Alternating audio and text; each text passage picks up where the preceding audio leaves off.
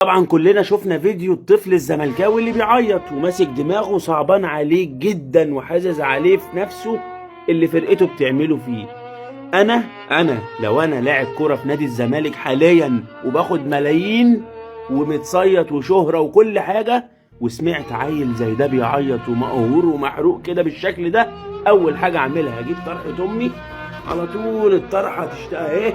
اجيب طرحة امي اتحجب وامشي كده بالحجاب. ما في ايه الفرق؟ ايه الفرق بقى؟ مفيش فرق. يبقى انا لما اشوف عيل زي ده قهره بالشكل ده يبقى انا اتحجب على طول. ملايين وشهرة وحجاب، هي بقى تبقى ماشية. نقول لكم ايه تاني عشان تحسوا؟ انا مش عارف والله العظيم. نقول لكم ايه عشان تحسوا وتتحركوا؟ يا اخي ده الواحد بيفور من جوه. انا شفت العيل اكمل لك الفيديو بالطرحه اظبطها لك بس عشان لما تيجي تربطها تبقى الدنيا ماشيه معاك، تعملها كده دبوسين بقى من هنا.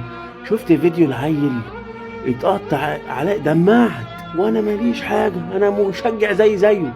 ما بالك انا كل ماتش بيتعمل فيا نفس اللي الواد ده بيتعمل فيه من جوايا. بس الفرق هو عيط، الفرق انا ما بعيطش. الفرق ان انا بكتم جوايا، هو دمع وطلع اللي جواه. كبير صغير بيحصل فيه كده.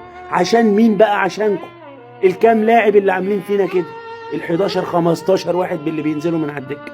مش شايفينكم؟ انتوا ما بتحسوش؟ هو انتوا يا ابني ما عندكوش عيال زي الواد ده؟ طب بتودوهم مثلا في حته تانية يشجعوه عشان ما يشوفوكوش؟ ولا زملكاويه زيكم؟ مفيش كلام يتقال فيكم والله العظيم، ما في كلام يتقال. اللي الواد قاله والدموع اللي نزلت كل الكلام اتقال والوضع بقى ماسخ.